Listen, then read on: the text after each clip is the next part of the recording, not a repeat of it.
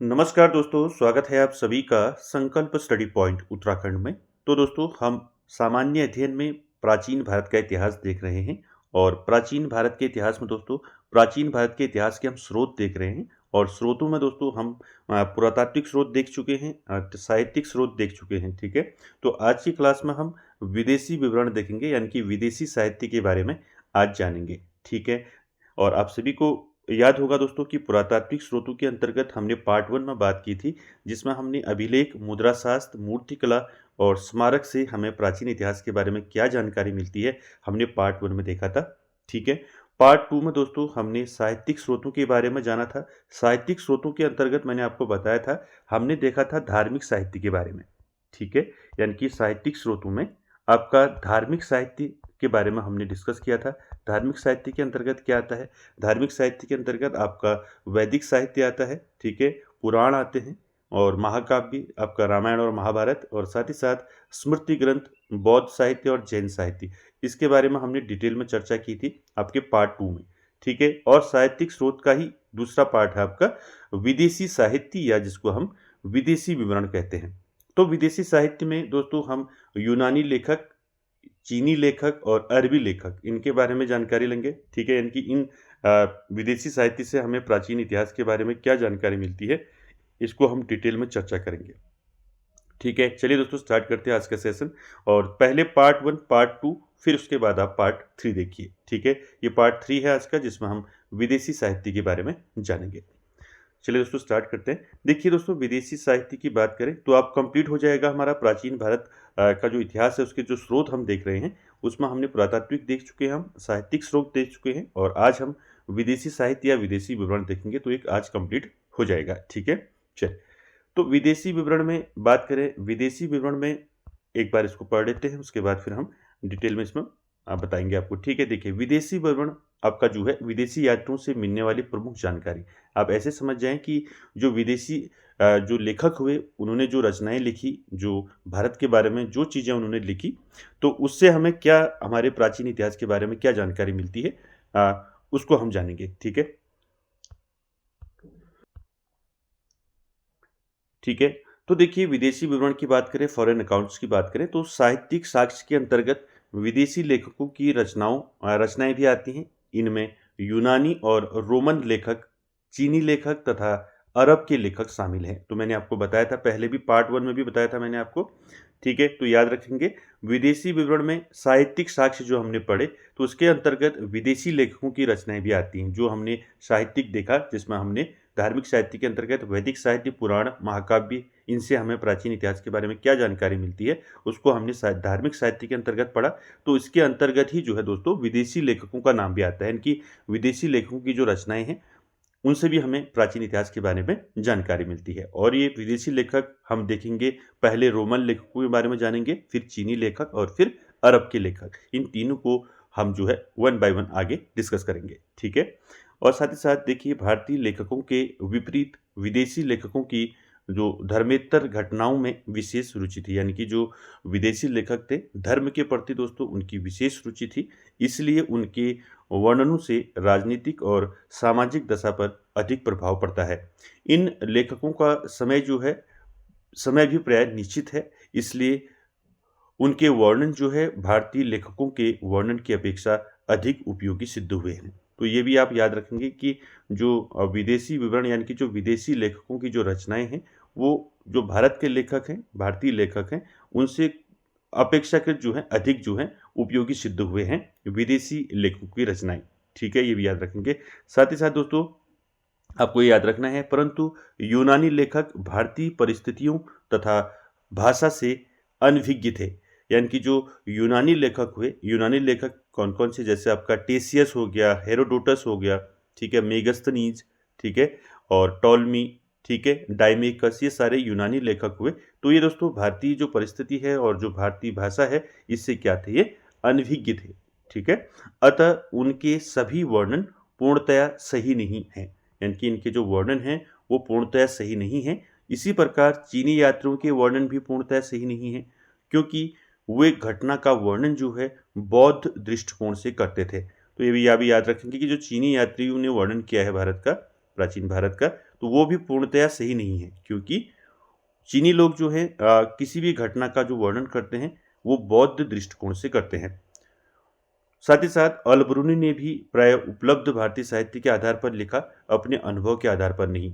तो अल-बरूनी जो अरब के लेखक थे, तो इनने भी दोस्तों जो भारतीय साहित्य के आधार पर जो है इन्होंने लिखा प्राचीन भारत के इतिहास के बारे में, और अपने अनुभव के आधार पर नहीं लिखा, लेकिन कैसे लिखा, भारतीय साहित्य के आधार पर, यानी कि जो लिखा है पहले जो साहित्य लिखा है उसी के आधार पर इन्होंने जो है अपने अनुभव के आधार पर लिखा। तो दोस्तों इसको आप याद रखेंगे। चलिए अब स्टार्ट करते हैं यूनानी और रोमन लेखक। तो इनके नाम आपको याद रखने हैं, ठीक है। ठीक है, तो सबसे पहले हम यूनानी और रोमन लेखक देखेंगे, उसके बाद फिर हम चीनी लेखक और फिर अरबी लेखकों के बारे में बात करेंगे। तो ये आपको नाम याद रखने हैं, यूनानी और रोमन लेखक कौन कौन से हैं। देखिए पहला है टेसियस, हेरोडोटस आप जानते ही हैं, ठीक है, इतिहास के पिता, और मेगस्थनीज, डाइमेकस, डायोनिसियस, टॉलमी और प्लिनी। ठीक है, तो ये क्या है, यूनानी और रोमन लेखक हैं, इनके नाम आपको याद रखने हैं। और अब इनको हम दोस्तों वन बाय वन इनको देखते हैं, उसके बाद फिर हम चीनी लेखक देखेंगे, ठीक है। चल, पहला नाम आता है दोस्तों टेसियस का। तो टेसियस से हमें क्या जानकारी मिलती है, इसको आप याद रखेंगे। पहला टेसियस कौन था, ये एक यूनानी लेखक था, ठीक है, ईरान का राजवैद था, याद रखेंगे। तो देखिए टेसियस की बात करें, यह ईरान का राजवैद था, और साथ ही साथ दोस्तों टेसियस ने भारत के विषय में अपना ज्ञान जो है ईरान से प्राप्त किया था। यानी कि जो टेसियस था, ठीक है, इसने भारत के विषय में जो अपना ज्ञान है वो ईरान से प्राप्त किया था, ठीक है। साथ ही साथ आपको याद रखना है, भारत के संबंध में इसका जो विवरण है वह आश्चर्यजनक कहानियों से परिपूर्ण होने के कारण जो है अविश्वसनीय है। क्लियर है, इसको याद रखेंगे। आपको यहाँ से क्या याद रखना है, टेसियस कौन था, टेसियस एक ईरान का राजवैद था, ठीक है। इसने भारत के बारे में जो भी लिखा, जो भी विवरण इसने लिखा, तो वो जो है दोस्तों आश्चर्यजनक कहानी से परिपूर्ण होने के कारण क्या है, अविश्वसनीय है, ठीक है, याद रखेंगे। पहला, दूसरा देखेंगे, देखिए टेसियस नाम याद रखेंगे, ठीक है। उसके बाद दूसरा हेरोडोटस, तो ये आप जानती हैं हेरोडोटस, ठीक है, इनको इतिहास का पिता कहा जाता है हेरोडोटस को, तो ये भी याद रखेंगे, पूछा जाता है। तो दूसरा यूनानी और रोमन लेखक में दूसरा नाम आता है हेरोडोटस का। तो हेरोडोटस आप सभी जानते हैं, हेरोडोटस को इतिहास का पिता कहा जाता है। पहला क्वेश्चन आपको पूछा जा सकता है कि इतिहास का पिता किसे कहा जाता है, तो हेरोडोटस को कहा जाता है, याद रखेंगे। और ये यूनान के इतिहासकार एवं भूगोलवेता थे, यानी कि जो हेरोडोटस थे दोस्तों, ये यूनान के इतिहासकार एवं भूगोलवेता थे, ये भी याद रखेंगे। साथ ही साथ दोस्तों हेरोडोटस की एक प्रमुख जो है पुस्तक है जिस हिस्टोरिका, तो इसमें दोस्तों पूछा जाता है हिस्टोरिका किसकी पुस्तक है और इसमें क्या है, ठीक है। तो याद रखेंगे, हेरोडोटस की पुस्तक का नाम है आपका हिस्टोरिका, ठीक है, याद रखेंगे। हिस्टोरिका किसने लिखी है, हेरोडोटस ने लिखी है। और इसमें क्या है, देखिए इसमें 5वीं शताब्दी ईसा पूर्व के भारत फारस के संबंध का वर्णन मिलता है। तो इसमें क्या वर्णन मिलता है, हिस्टोरिका में भारत और फारस के बीच संबंध का वर्णन मिलता है 5वीं शताब्दी ईसा पूर्व, ठीक है। तो दोनों फैक्ट याद रखेंगे। और साथ ही साथ दोस्तों हेरोडोटस ने एक विश्व मानचित्र भी बनाया था, जिसमें भूमध्य सागरीय क्षेत्रों वाले भागों, अफ्रीका और यूरोप के आसपास वाले इलाकों को दिखाया गया था। तो ये भी याद रखेंगे कि हेरोडोटस ने दोस्तों एक विश्व मानचित्र भी बनाया था, ठीक है, जिसमें उसने भूमध्य सागरीय क्षेत्रों वाले भागों और अफ्रीका और यूरोप के आसपास वाले इलाकों को उसमें दिखाया गया था, ठीक है। तो ये 3-4 फैक्ट आपको हेरोडोटस से याद रखना है। हेरोडोटस कौन था, ठीक है, तो हेरोडोटस से याद रखना है, हेरोडोटस कौन था, यूनान के इतिहासकार एवं भूगोलवेता थे हेरोडोटस। और इनको जो है दोस्तों इतिहास का पिता कहा जाता है। इनके द्वारा पुस्तक लिखी गई है हिस्टोरिका, ठीक है। उसमें क्या वर्णन है, उसमें 5वीं शताब्दी ईसा पूर्व के भारत फारस के संबंध का वर्णन मिलता है। तो ये सारे फैक्टर आपको हेरोडोटस से याद रखने हैं दोस्तों। चलिए आगे चलते हैं दोस्तों। अगला नाम आता है यूनानी लेखकों में आपका मेगस्थनीज, ठीक है। देखिए मेगस्थनीज से आपको याद रखना है, यहाँ से क्वेश्चन पूछा जाता है कई बार, ठीक है। देखिए मेगस्थनीज कौन था, आपको पूछा जाएगा मेगस्थनीज कौन था। तो मेगस्थनीज था आपका, एक मिनट, देखिए मेगास्थनीज कौन था? तो मेगास्थनीज था इतिहासकार और राजदूत। तो ये पूछा जाता है कि मेगास्थनीज जो है किसके दरबार में आया था। ये क्वेश्चन कई बार पूछा गया है, तो आपको याद रखना है मेगास्थनीज से। तो मेगास्थनीज कौन था? इतिहासकार, राजदूत था। और साथ ही साथ किसका राजदूत था ये भी आपको याद रखना है, सेल्यूकस निकेटर का राजदूत था।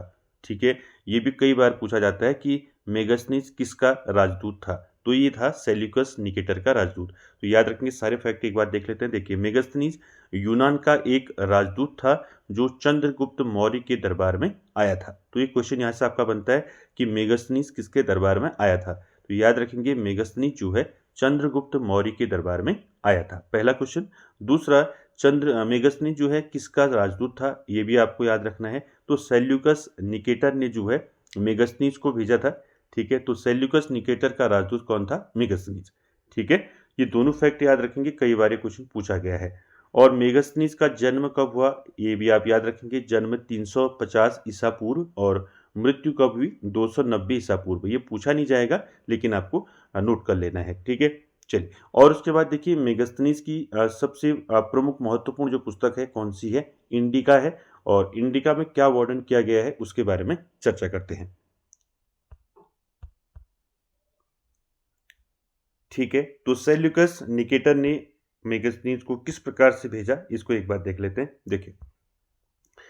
देखिए सेल्यूकस निकेटर भारत में राज्य विस्तार की इच्छा से 305 ईस्वी पूर्व भारत पर आक्रमण किया था, किंतु उसे संधि करने पर विवश होना पड़ा था। संधि के लिए मेगास्थनीज नाम का राजदूत जो है चंद्रगुप्त मौर्य के दरबार में आया आया था। वह कई वर्षों तक चंद्रगुप्त मौर्य के दरबार में रहा। जो कुछ भी भारत में देखा उसने उसने इंडिका नामक पुस्तक पर उसका वर्णन किया। तो ये आप याद रखेंगे कि सेल्यूकस निकेटर का राजदूत था मेगास्थनीज। और मेगास्थनीज दोस्तों 305 ईस्वी पूर्व में इसने भारत पर आक्रमण किया और अपना राज्य का विस्तार करना चाहता था। ठीक है, सेल्यूकस निकेटर, किंतु उसे विवश होकर जो है संधि करनी पड़ी। और संधि के लिए दोस्तों उसने मेगास्थनीज नाम का एक राजदूत जो है चंद्रगुप्त मौर्य के दरबार में भेजा। और मेगास्थनीज दोस्तों कई वर्षों तक जो है चंद्रगुप्त मौर्य के दरबार में रहा। और उसने जो कुछ भी भारत में देखा उसने इंडिका नामक पुस्तक पर उसका विस्तृत वर्णन किया है। ठीक है, अब देखिए इंडिका में क्या वर्णन किया गया है, इसको थोड़ा शॉर्ट में हम एक बार देख लेते हैं। देखिए, इंडिका किसकी पुस्तक है, आपको पूछा जा सकता है इंडिका किसकी पुस्तक है। तो इंडिका जो है मेगास्थनीज की पुस्तक है, ये याद रखेंगे। ठीक है, इंडिका अपनी पुस्तक इंडिका में लिखता है मेगास्थनीज कि भारत का सबसे बड़ा नगर पाटलिपुत्र है। यह नगर गंगा और सोन नदी के संगम पर बसा है। इसकी लंबाई 9.5 मील, चौड़ाई 1.25 मील है। नगर के चारों ओर एक दीवार है जिसमें 64 द्वार और 570 बुर्ज बने हैं। पाटलिपुत्र को वह समानांतर चतुर्भुज नगर कहता है। तो दोस्तों सारे फैक्ट आपको याद रखने हैं कि मेगास्थनीज जो है पाटलिपुत्र को क्या कहता है? पाटलिपुत्र को कहता है समांतर चतुर्भुज नगर। ठीक है, ये भी आपको याद रखना है, पूछा जा सकता है आपको। और साथ ही साथ इंडिका में उन्होंने वर्णन किया है पाटलिपुत्र का, और पाटलिपुत्र को भारत का सबसे बड़ा नगर बताया है। और साथ ही साथ पाटलिपुत्र को, जो पाटलिपुत्र है दोस्तों, वो गंगा और सोन नदी के संगम पर बसा है। इसकी लंबाई बताई है मेगास्थनीज ने 9.5 मील और चौड़ाई बताई है 1.25 मील। ठीक है, ये सारे फैक्टर आपको याद रखने हैं। ये इंडिका में जो विवरण दिया है मेगास्थनीज ने, उसका ये विवरण है बुक का, इसको भी आप नोट करेंगे। ठीक है, उसके साथ ही साथ मेगास्थनीज ने चंद्रगुप्त मौर्य के, देखिए मेगास्थनीज ने चंद्रगुप्त मौर्य के राजप्रसाद का एक बड़ा सजीव वर्णन किया है। सम्राट का भवन पाटलिपुत्र के मध्य में स्थित था।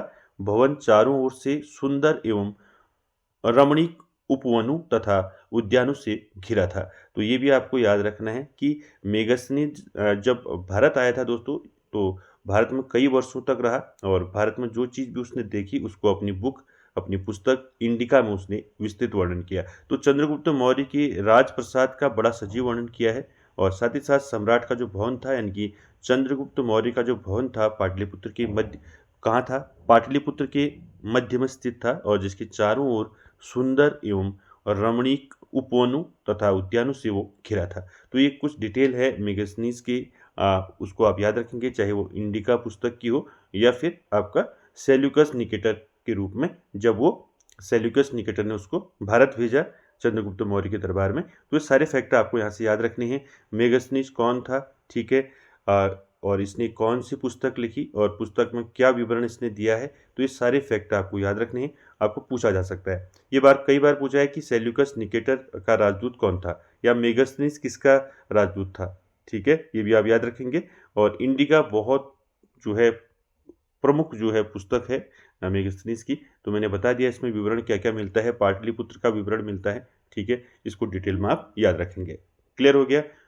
आगे बात करते हैं। अगला जो यूनानी लेखक है वो है आपका डायमिकस। देखिए डायमिकस याद रखना है। डायमिकस से देखिए यह सीरियन नरेश एंटियोकस का राजदूत था। तो ये पूछा जा सकता है आपको कि डायमिकस किसका राजदूत था, ठीक है। तो डायमिकस दोस्तों यह सीरिया नरेश जो है एंटियोकस का राजदूत था और बिंदुसार के दरबार में आया था डायमिकस। तो आपको पूछा जा सकता है कि डायमिकस किसके दरबार में आया था, ठीक है। तो ये क्वेश्चन बनता है दोस्तों, इसको याद रखेंगे। डायमिकस कौन था पहले याद रखना, यह यूनानी लेखक था डायमिकस, और यह बिंदुसार के दरबार में आया था और बिंदुसार के दरबार में आया था और इसका जो विवरण है वो भी मौर्य युग से संबंधित है, ठीक है। तो 2-3 फैक्ट आपको याद रखना है। डायमिकस कौन था, यूनानी लेखक था, और किसका राजदूत था, सीरियन नरेश एंटियोकस का राजदूत था डायमिकस, और डायमिकस बिंदुसार के दरबार में आया था और जिसने मौर्य युग के संबंध में लिखा, यानी कि डायमिकस ने भी जो है मौर्य युग के बारे में लिखा है, ठीक है, ये याद रखेंगे। 5वां नाम आता है टॉलमी का। तो आप सभी जानते हैं भारत का भूगोल नामक पुस्तक लिखी है टॉलमी ने, तो ये आपने पढ़ा होगा।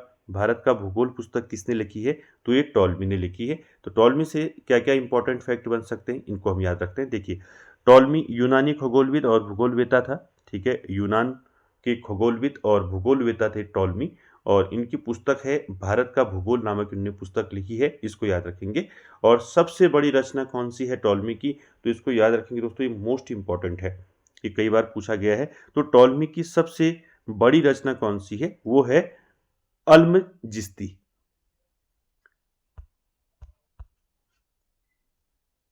ठीक है। तो टॉलमी की सबसे बड़ी रचना कौन सी है, सबसे बड़ी रचना है अल्मजिस्ती, ठीक है, अल्मजिस्ती याद रखेंगे इसको। अल्मजिस्ती जो है किसकी रचना है पूछा जा सकता है आपको, ये टॉलमी की रचना है दोस्तों, प्राचीन काल की सबसे बड़ी खगोलीय कृति है, ठीक है, याद रखेंगे। इसके साथ साथ कि जो अल्मजिस्ती है ये किसकी रचना है, ये है टॉलमी की, और इसमें दोस्तों इसे प्राचीन काल की सबसे बड़ी खगोलीय कृति माना जाता है, ठीक है, ये भी याद रखेंगे। साथ ही साथ इसके साथ आपको याद रखना है भूकेंद्रीय सिद्धांत किसने दिया, ठीक है, तो ये भी याद रखेंगे। साथ में भूकेंद्रीय सिद्धांत का गठन किसने किया, तो ये भी दोस्तों किसने किया, टॉलमी ने किया, ठीक है। और भूकेंद्रीय सिद्धांत में क्या था, इसको भी याद रखेंगे। इस सिद्धांत में कहा गया है कि पृथ्वी ब्रह्मांड के केंद्र में है और अन्य सभी आकाशीय पिंड जो हैं उसकी परिक्रमा करते हैं। तो ये भी आप याद रखेंगे दोस्तों, मोस्ट इंपॉर्टेंट है। टॉलमी ने भूकेंद्रीय सिद्धांत का गठन किया, और भूकेंद्रीय सिद्धांत में क्या है, क्या बताया था टॉलमी ने, तो इस सिद्धांत में कहा गया कि पृथ्वी जो है ब्रह्मांड के केंद्र में है और अन्य सभी जो आकाशीय पिंड हैं उसकी परिक्रमा करते हैं। साथ ही साथ आपको याद रखना है टॉलमी जो है प्रथम व्यक्ति थे जिन्होंने धरती के विभिन्न स्थानों की पहचान के लिए जो है अक्षांश और देशांतर रेखाओं का प्रयोग किया था। तो मोस्ट इंपॉर्टेंट है दोस्तों, ये पहले व्यक्ति थे टॉलमी जिन्होंने अक्षांश और देशांतर रेखाओं का प्रयोग किया था, ठीक है। तो ये सारे फैक्ट आपको याद रखने हैं, ठीक है। तो टॉलमी से आपको क्या क्या चीज़ें याद रखनी है, टॉलमी से याद रखना है टॉलमी जो है यूनानी खगोलविद और भूगोलवेता थे, और उन्हें जो है दोस्तों भारत का भूगोल नामक पुस्तक किसने लिखी आपको पूछा जा सकता है, तो टॉलमी ने लिखी। साथ ही साथ टॉलमी की सबसे बड़ी रचना है अल्मजिस्ती, ठीक है। और ये बुक जो अल्मजिस्ती है दोस्तों, ये प्राचीन काल की सबसे बड़ी खगोलीय कृति है। तो आपको पूछा जा सकता है कि प्राचीन काल की सबसे बड़ी खगोलीय कृति कौन सी थी, तो वो थी आपका अल्मजिस्ती। किसने की इसकी रचना, टॉलमी ने, ठीक है। साथ ही साथ मैंने आपको बताया भूकेंद्रीय सिद्धांत का गठन किसने किया, तो ये भी दोस्तों टॉलमी ने किया। और इस सिद्धांत में टॉलमी ने कहा है कि पृथ्वी जो है ब्रह्मांड के केंद्र में है और अन्य सभी आकाशीय पिंड जो हैं उसकी परिक्रमा करते हैं। और टॉलमी पहले व्यक्ति हैं दोस्तों जिन्होंने अक्षांश और देशांतर रेखाओं का प्रयोग किया। तो ये सारे फैक्टर आपको याद रखने हैं। आगे चलते हैं दोस्तों, आगे बात करते हैं प्लिनी। तो देखिए छठे नंबर में यूनानी जो लेखक हैं भूगोलवेता, तो देखिए प्लिनी से आपको याद रखना है, ये भूगोलवेता थे। साथ ही साथ इन्होंने जो है एक बुक लिखी थी, एक पुस्तक लिखी, नेचुरल हिस्ट्री। तो ये कई बार पूछा जाता है कि नेचुरल हिस्ट्री किसने लिखी है, ठीक है। तो प्लिनी के द्वारा लिखी गई है नेचुरल हिस्ट्री नामक पुस्तक। दोस्तों इस पुस्तक में 37 जो है खंड है, ठीक है। तो याद रखेंगे इस पुस्तक में जो है 37 क्या है, 37 इसमें क्या है, खंड है, ये भी याद रखेंगे। और यह इसमें दोस्तों प्राकृतिक दुनिया का वर्णन इसमें किया गया है प्लिनी के द्वारा। और जिन्होंने इस पुस्तक में लिखा था कि रोम भारत के साथ व्यापार करके अपने सोने के भंडार को जो है बर्बाद कर रहा था। तो ये भी याद रखेंगे दोस्तों। यहाँ से आपको प्लिनी से एक चीज़ याद रखनी है, वो है इनकी पुस्तक नेचुरल हिस्ट्री, ठीक है। ठीक है, तो प्लिनी से आपको याद रखना है नेचुरल हिस्ट्री। और नेचुरल हिस्ट्री किसने लिखी है, प्लिनी के द्वारा लिखी गई है। और इसमें दोस्तों 37 खंडों में जो है विभाजित है। और साथ ही साथ आपको याद रखना है नेचुरल हिस्ट्री में प्राकृतिक दुनिया का वर्णन किया है। और साथ ही साथ दोस्तों प्लिनी, इस पुस्तक में प्लिनी ने लिखा है कि रोम जो है, रोम भारत के साथ व्यापार करके अपने सोने के भंडार को बर्बाद कर रहा है, ठीक है। ये भी आप साथ में याद रखेंगे। आगे बात करें दोस्तों तो सिकंदर के साथ आने वाले लेखकों के नाम भी आपको याद रखने हैं। इसमें भी इनके विवरण अधिक प्रामाणिक और विश्वसनीय हैं, तो इनके नाम आपको याद रखने हैं। सिकंदर के साथ आने वाले जो लेखक थे कौन थे, उनमें नाम आता है पहले दोस्तों निर्याकस का, और दूसरा नाम आता है आने सिक्रेटस का, और तीसरा नाम आता है आसिस्टोबुलस का।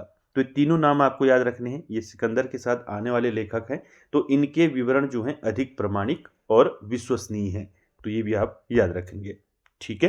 तो दोस्तों यूनानी और रोमन लेखकों के बारे में हमने जाना। अब बात करेंगे दोस्तों चीनी लेखक। तो चीनी लेखक कौन कौन से हुए, तो ये आप सभी जानते हैं। चीनी लेखक फाहियान, हुएनसांग, संयुगन और इत्सिंग। तो ये चार जो हैं चीनी लेखक आपको याद रखने हैं। इनकी रचनाओं से हमें क्या जानकारी मिलती है प्राचीन इतिहास के बारे में, इसको जानते हैं, ठीक है। चल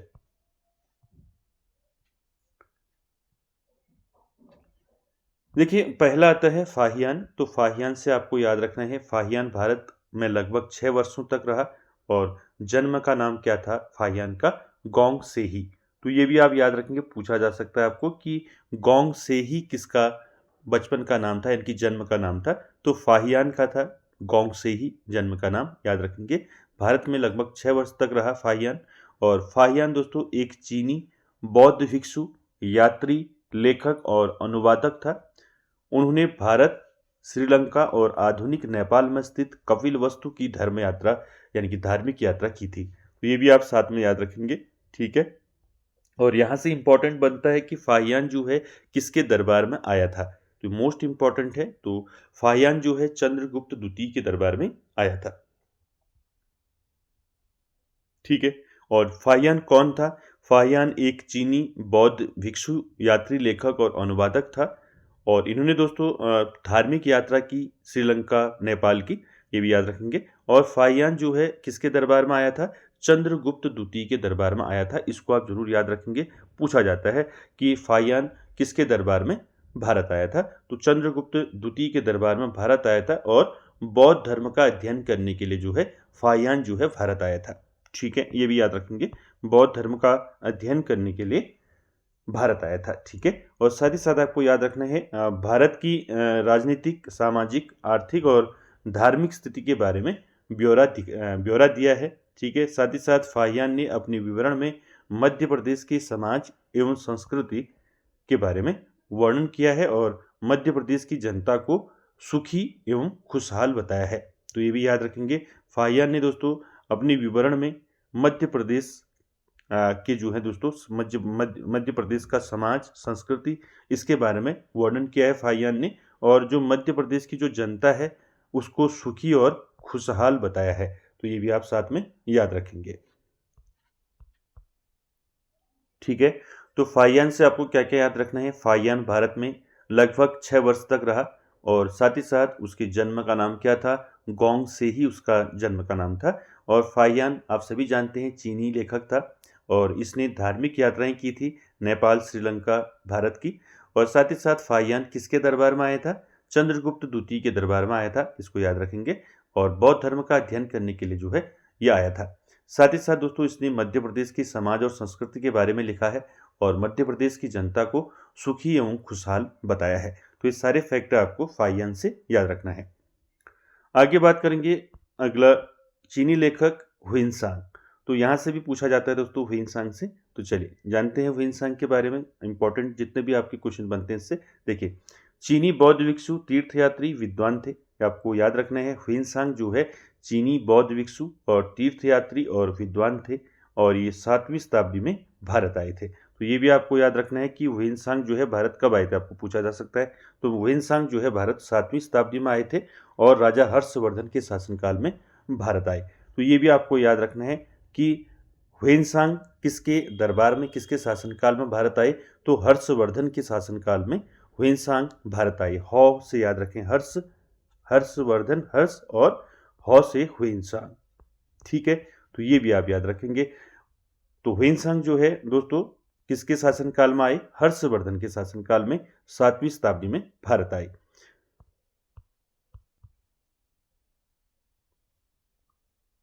ठीक है, और यहां से इंपॉर्टेंट आपको याद रखना है कि, एक मिनट देखिए, यात्रियों का राजकुमार किसे कहा जाता है, ये क्वेश्चन पहले पूछा है। तो आपको याद रखना है यात्रियों का राजकुमार किसे कहा जाता है, हुइनसांग को कहा जाता है। ठीक है, तो हुइनसांग से सारे फैक्ट याद रखने। चीनी लेखक हुइनसांग जो है 7वीं शताब्दी में हर्षवर्धन के शासनकाल में भारत आया था और इसको जो है यात्रियों का राजकुमार कहा जाता है। ठीक है, ये तीनों फैक्ट यहाँ पर याद रखेंगे।